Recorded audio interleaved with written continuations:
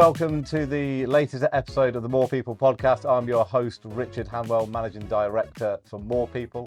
It's a pleasure to tell you that I have got Shayne Tyler with me as our guest. Welcome, Shayne. Shayne, be so kind as to give us an introduction to yourself and your career. Worked my way through my degree in operational roles before entering the produce industry in the late 1990s. I hit the ground with a bang because in the early 2000s, the factory I was working for at the time was on panorama for the illegal employment of over 200 staff, which gave me a bit of a shock. Began working a couple of years after that for a company I was with then for 17 years, the Fresca Group. In 2022, I set up my own company. So I now run a consultancy called TylerBladon Practical Ethics in partnership with my business partner, Shayne Tyler. And we provide ethical solutions for business in a time where it's extremely difficult. From an operational perspective, what were some of the biggest challenges you faced towards the back end of those kind of 17 years? The turmoil that we have had in the UK labour market since 2016-ish, 2015-ish, has been extraordinary. Well, why do you think it's so prominent now?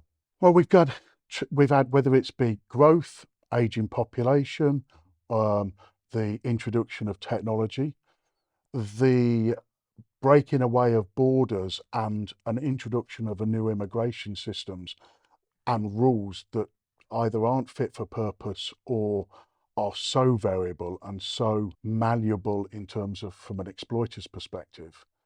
We've got a labour market that,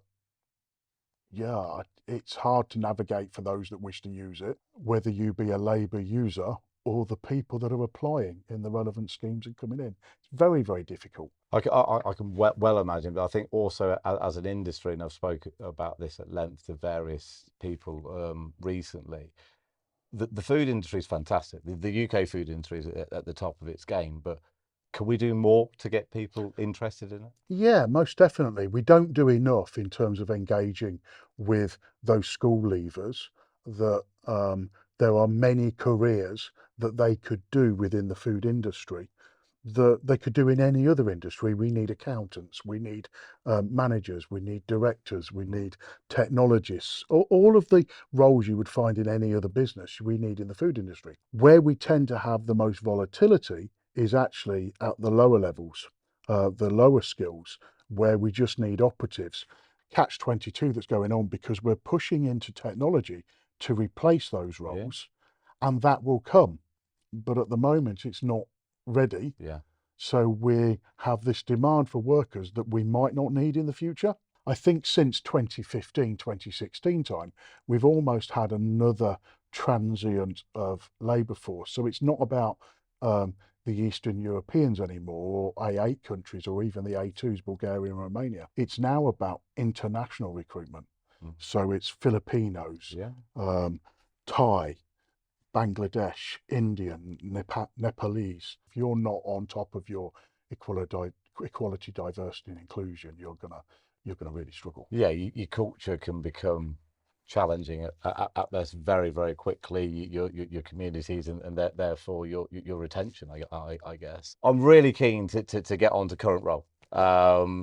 You were an employee for a number of years, and then you become an employer, and you've got your business that's a few years old now. Please talk to us about that journey. Yeah, it was a brave decision to come out of a director's role and a well-paid director's role. I'm very, very thankful to my previous employer, Fresca. However, I had confidence from a number of people in the industry I'd worked with because they explained that what I did was unique. Having had experience of modern slavery and worker exploitation going back to 2000, I was dealing with issues. In fact, I found 180 separate modern slavery cases in excess of that within 30 miles of here. Wow. In the 5 years that followed the Panorama case. It was rife everywhere, and still is. It's worse now than it was then. So when Theresa May brought in the Modern Slavery Act in 2015, and suddenly everybody joined the party, and fantastic, welcome all of them in raising the profile and dealing with that, I was 15 years experienced of dealing with it hands-on. For me, when I then entered into my own business in 2022. The phone just rang off the, yeah, Brilliant. it's just been constant ever since, to the point that actually that's the bit I probably struggled with most. Okay. I struggled with the fact of saying no, Yeah. um, Because you can't or to a over, retailer, can you? yeah, and overbooking. Yeah. So now I book a 4-day week knowing it will leak over into 5 and the weekend. But now, as an organisation, yeah, I'm very much in the protect space, and a lot of people are victim centric. So they're looking to see what they can do to protect the stakeholder that is the victim. I think that's extremely important. Mm. But if you don't protect the business, you can never protect the victim. So I'm a very strong believer that good ethics is about making the business strong Mm. at its ethics. So that protection for me then leads on to 3 other P's. I'm very good at pursuing ethical issues. So I shake the tree, I can find it, and then they're better placed to deal with it because they're able to do that. So it's almost preemptive. We're on the Yes. front Yeah. foot. Proactive. Yeah. Yeah. Also, in a proactive way, I can help businesses prepare for the situation. A lot of businesses spend their time in the prevent space, and it's a great place to be because that's what we should be doing what we can to prevent forms of exploitation. The problem is, how do you measure prevent? Because Mm. if you're successful, you can't see it. Yeah. Yeah. Of course. It's because Yeah. you've Yeah. prevented Yeah. it. Yeah. So, for me, I concentrate on what's tangible, where I can really help businesses make that improvement and see that change. And it's great when you have got a result, which happen few and far between, where you finally see the outcomes of it.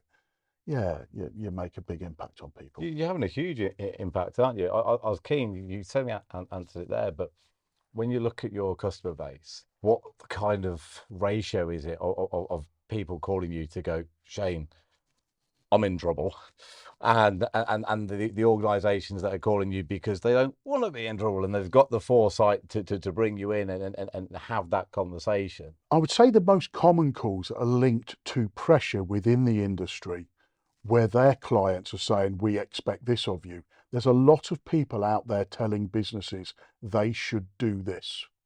You must do this, you must do that. There's very few out there that are telling them how. Right. Okay. So I get a lot of calls for that. We've been asked to go map our supply chain and understand where our costs are in our recruitment journey from Nepal. How do I do that? So I get a lot of those types of calls. Yes, I get the calls. We've found an issue. Can you help? There's some level of fear because of the commercial arrangements. While that is changing, because the retailers have put a lot of time and effort to work with businesses to say that they're a safe space, but I still get the calls to say, we've got this issue. How do we communicate that? How do Yeah. we make sure that we're protecting the brand? And that's important.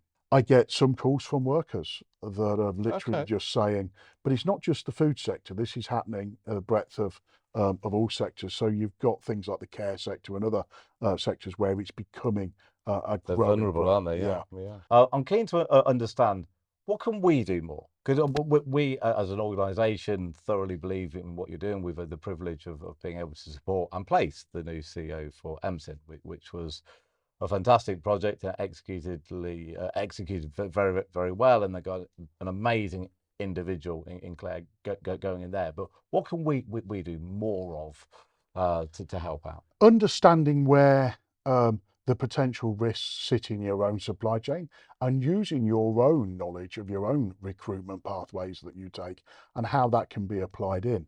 The very fact that you've partnered up with the Modern Slavery Intelligence Network, yeah, I'm 100% supportive of that. When we look back at the origins of MSIN and where MSIN came from, it came out of Operation Fort. Operation Fort was the largest modern slavery case in 2018, where a gang of 8 were all sent off to prison for issues.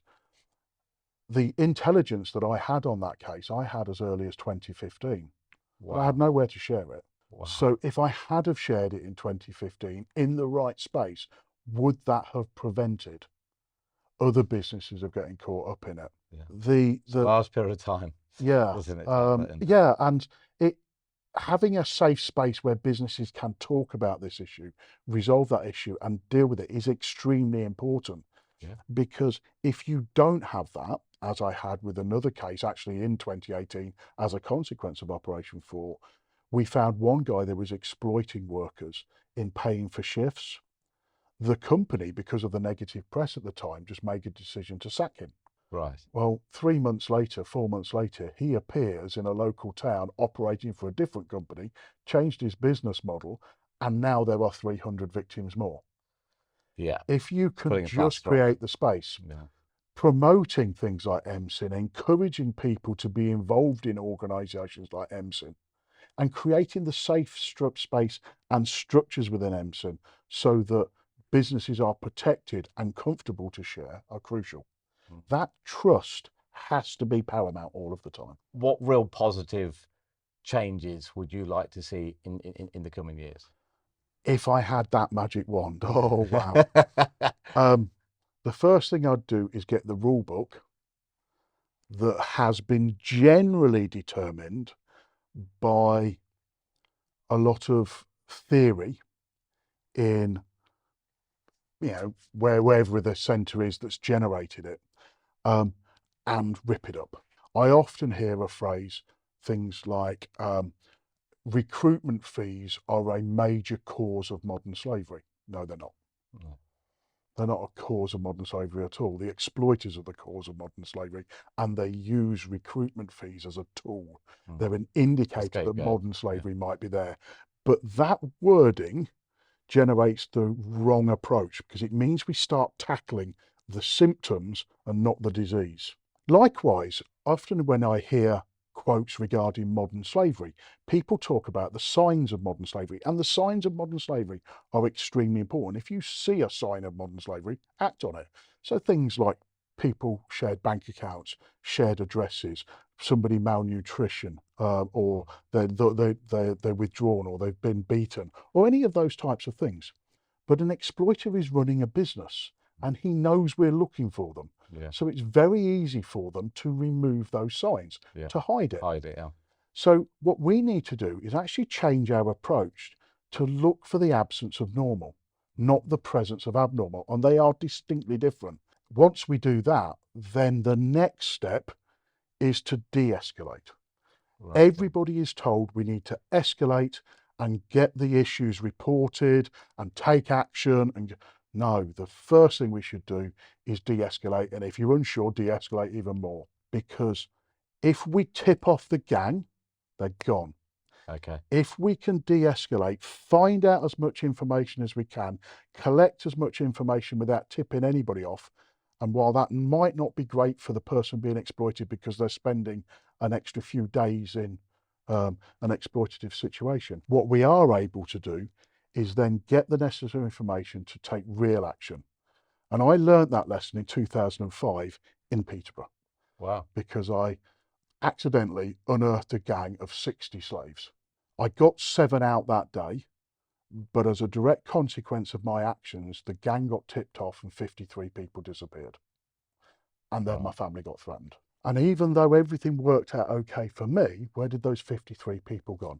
And could we have done something different?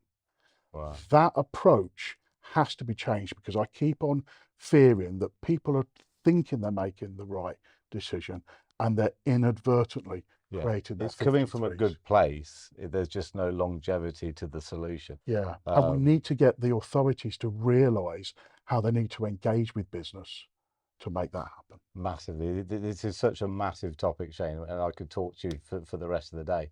I thank you so much for coming in. It's made the hairs on my arm stand up hearing that last story. But I think we can all make a difference if we're educated around it. And that last point there, it's coming from a good place. People want to jump in and solve it straight away, but they need to be talking to the likes of yourself, MSIN, etc., and educate not just our industry, but as many industries as we can. And we thank you very much for your hard work. No problem at all. Thanks very much. Thank you. Cheers, Shayne. You're a star.